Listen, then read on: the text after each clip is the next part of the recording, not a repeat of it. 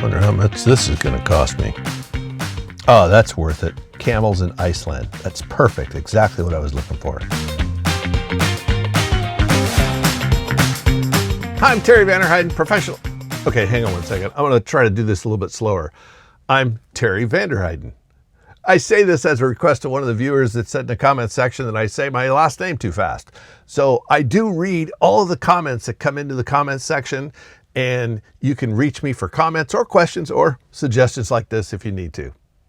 All right, this week we're going to explore an upgrade inside of Photoshop where Adobe is a bit more transparent as to what the AI features that we use are going to cost us. So let's get into Photoshop and I'll break it down for you.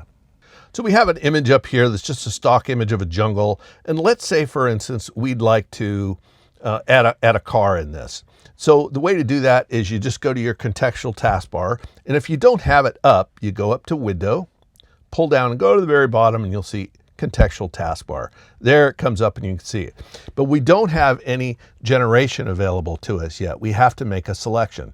So let's go ahead and select all. So we've selected the whole image and now we can see that Generative Fill comes up. So let's click on that. Let's go ahead and put in a prompt. We're going to add a white Land Rover SUV, show the full car parked on the road, 3/4 angle facing forward. Now, when we do this, we want to say, okay, how much is this going to cost us? So this is the new thing that they've added. If we hover over the word generate, look at that. It tells us this is going to cost me somewhere between 10 and 40 credits to produce this using this format here, using Gemini Nano Banano 2.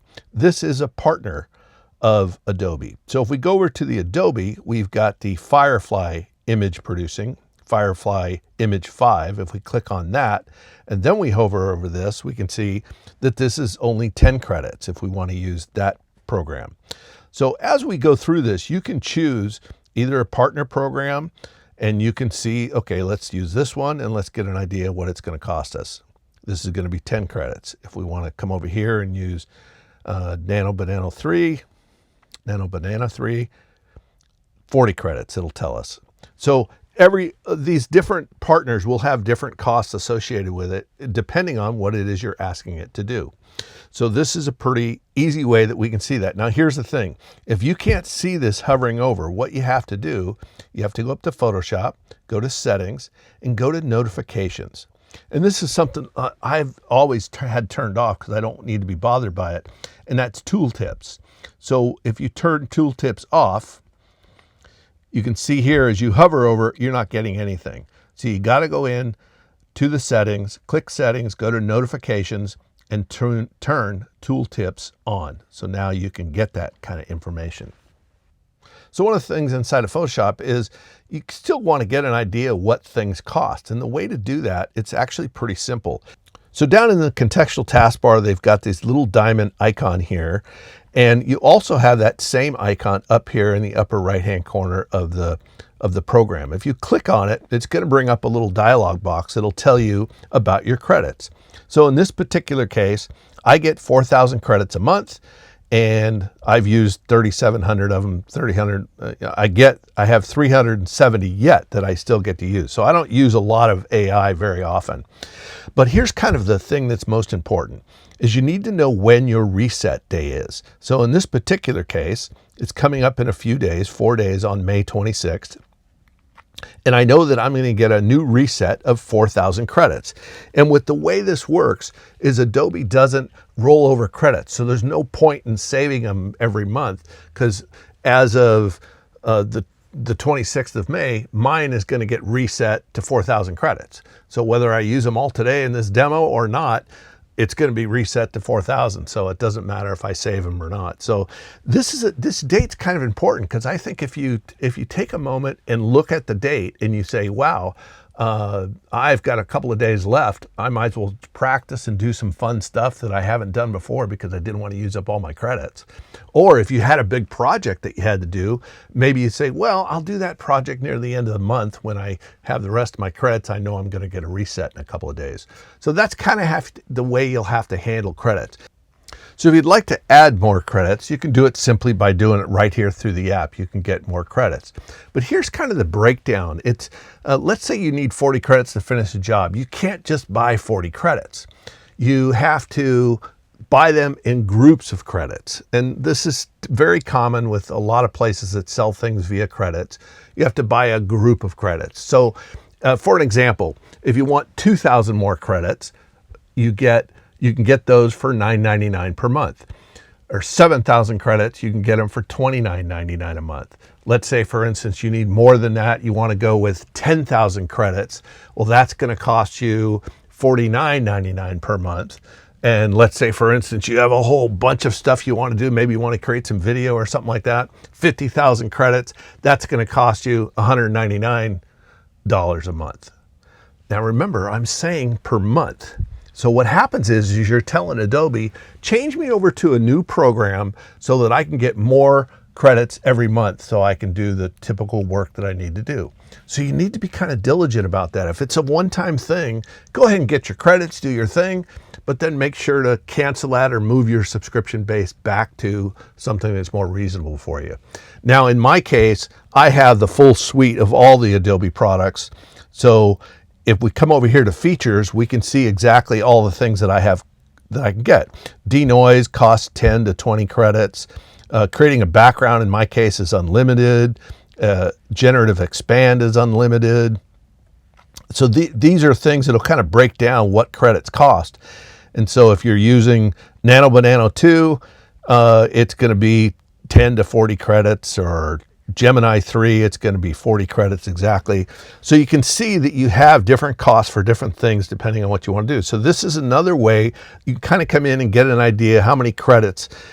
First thing you're going to look at, how many credits do I have? And then how many credits do I need to finish up this project? And maybe you need to get more credits. Let me know in the comments section if you generally need more credits each month, or does your plan give you plenty to work with? In my case, I have plenty because I don't use too much AI generation. I do use AI. I'll show you what I use AI for. So here's a shot of a wood duck I photographed, and of course I clipped off the wings when it was launching. So what I'll use AI for is I'll take this, create this little crop tool, and I'll drag this up just a little bit bigger. Now I've got this button down here for Generative Expand. So I want to expand this, and this is not going to cost me anything in my plan. So I just click on this and I'll say, add the wingtips. We have a choice here of which expand we want to use. And in this particular case, I'm going to use the most recent Firefly. I'm not going to use something that was created in October. And you can see up here too, I don't have an option to go anywhere else. So let's click on this and we'll hit generate.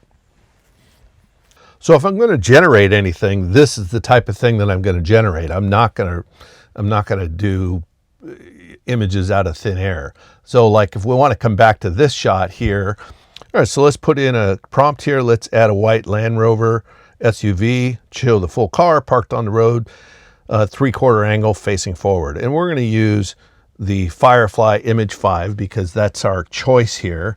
I don't want to go backwards and use something that was created in 2023. So we're going to use this one that's new, and we'll hit generate. So here's what it created. It created a SUV, put it on the road like we asked. I don't know if that's a Range Rover or not, but that's this is what it gave us. So this is common of what you're going to do, and it, 10 or 20 credits, maybe that's worth it to you to create. But this is actually how I would do this if I was going to create this. So we'll come over here to this image of the Range Rover, and another an AI tool that I use quite a bit is Select Subject because it does such a great job. It's an AI tool, but it doesn't cost me anything. So we'll go Select Subject. Hopefully it'll select just the vehicle. It did. So now we're going to just do Command J and put it up onto its own layer. So there it is by itself. And now we're going to drag this over into this background that we've got here. And we'll bring this into Photoshop. Now, one of the cool things in Photoshop that they've just added is kind of a really fancy way to transform your image. So if we wanted to place this on the road here, it kind of looks okay, but it's not great.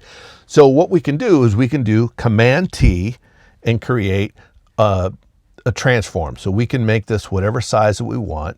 We've always been able to do this. But a neat thing that they do in this is it has object rotate. This is new. So let's click on this, and then it's going to ask us, do we want to do it in 8-bit? We can say, yeah, that's no problem. Now it's getting ready to make this a rotatable image. Now remember, we just brought this in, took it off of a stock image and brought it in. And so we don't have, there's nothing in it that we're saying that we're going to change. But look at this. Now, if we want to change the angle of this, we can change the back, make it a little bit bigger if we want.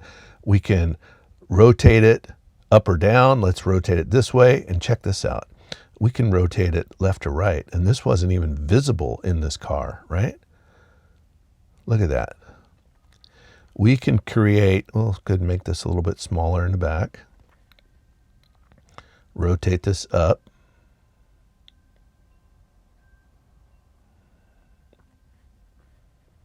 Maybe rotate the whole thing a little bit so it sits a little bit better. So you can do this on, you can see it's kind of a janky little image here, but what it does is this is just giving us a proxy image to work with.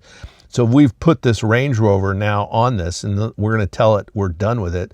So we click, and then it's going to go through the work of all of recreating that image, but it's going to make it a high resolution image. It's not going to leave it that pixely type of look that we're looking at right now. So again, we're using a little bit of AI. Look there, that looks pretty good, right? So now we've got this on the road, and we can move this to whatever position we want still, just like normal. But check this out. This is a feature that's been in Photoshop for a while, but I got to make sure you know that it's here. And that is clicking this word harmonize. And what this is going to do is going to take the lighting in this jungle and the shadows that it needs to have onto the ground, and with one click. So we're just going to click that and let it do its work. And again, this is using some AI, but does this cost you any credits? And the answer is no. At least on my plan, the answer is no. So I'm going to show you this here in a second. So look at that. It's created the shadows that we need. Now we've got this car parked on the road. It looks pretty darn good. So we brought in the car that we brought in ourselves. It created this whole side of the car through AI. And as we look at this, we go back in here, we can see that we've used just a couple little credits as we've gone. But as we go into features under my plan, harmonize is unlimited. I can do unlimited harmonize. So I don't know on your plan, it's going to be different. This is the full boat, all the programs on the Adobe slate, right? So this is expensive, but check for yourself. Maybe this is something that you can utilize and add a couple of credits and do some of this stuff, and you're not asking Photoshop or AI to create a whole image for you. Maybe you're getting some pieces of images and building your own images together. So when we have this dialog box up that shows our credits and our use, under features here, we see that denoise is 10 to 20 credits. But let's check this out. I have 3,750 credits left. So we don't need to buy any new credits in this particular case. So let's go ahead and just do a quick image. So I'm going to bring an image in from Lightroom Classic. This is an image that has some noise. It's shot at 16,000. Let's go ahead and right click and bring it into, well, we could do it here too. Let's go ahead and come into develop, and we go to detail, and we're going to go to denoise. Let's click the denoise, and it's going to apply denoise to this. And this is the AI denoise that Lightroom offers, right? So this should cost me 10 to 15 credits to do this. So it says 10 to 20 credits, but let's see what happens. All right, we're going to use our denoise and slide this over. Try to get rid of all this. Oh, it did a pretty good job with the noise up there. Let's add some sharpening.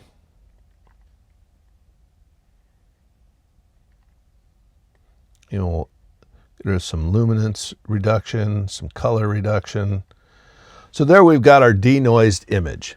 Now let's go back into Photoshop and see what that cost us. So we can go up here and we can see what we've got. Go to our credit. Look at that. Even though under features it says denoise can cost 10 to 20 credits, it didn't charge me any credits for that. Okay, so maybe I'm doing this wrong. Maybe I need to bring this into Photoshop. All right, so here's our image in Photoshop. And the way that we can do this to get that same denoise, let's go ahead and make a new layer. Command J gets us our new layer. And we'll come up here to filter, and we'll convert this to smart filters in case we want to go back and do some more work on it.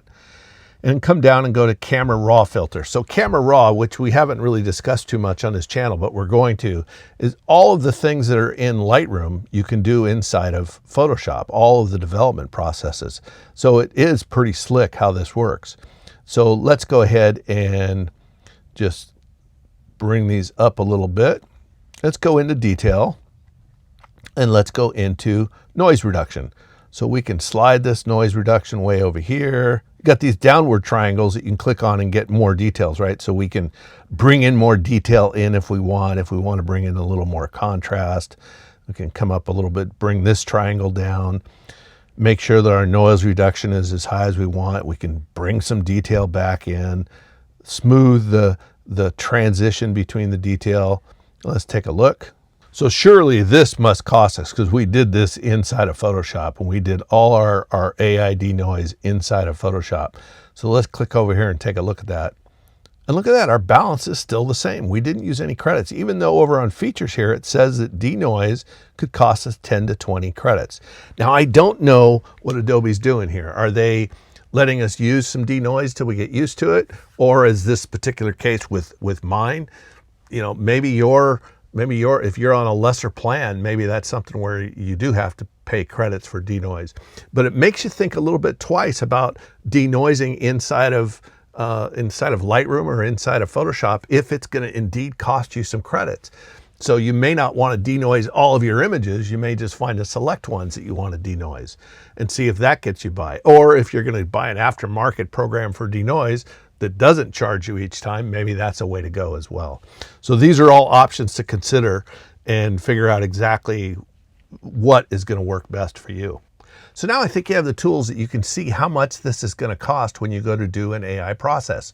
Many of the AI processes may be included in your plan, but if you have to pay for them, kind of consider how much is it going to cost on each thing. You can double check to see how much it's going to cost to do a particular move. That's something that gives you a really good idea so you don't get out over your head with needing more credits every month if you plan a little bit. And the great thing is check that date. Check when your replenishment date is, because when you're getting near that replenishment date, maybe that's the time to do some practice images or some stuff that's you're just going to goof around with, or you want to see how the program works because you know you're going to get replenished in a couple of days. Because remember, those credits don't roll over. If you like this kind of content, hit that like button. It really helps others find my videos. And don't forget to subscribe to the channel if you aren't a subscriber already, and ring that bell icon so you can be reminded of my next video when it's released. You can always reach me via email, terry@imagelight.com. But remember, leave a comment in the comment section. I'm really good at reading the comments and I will get back to you. All right, we'll see you next time.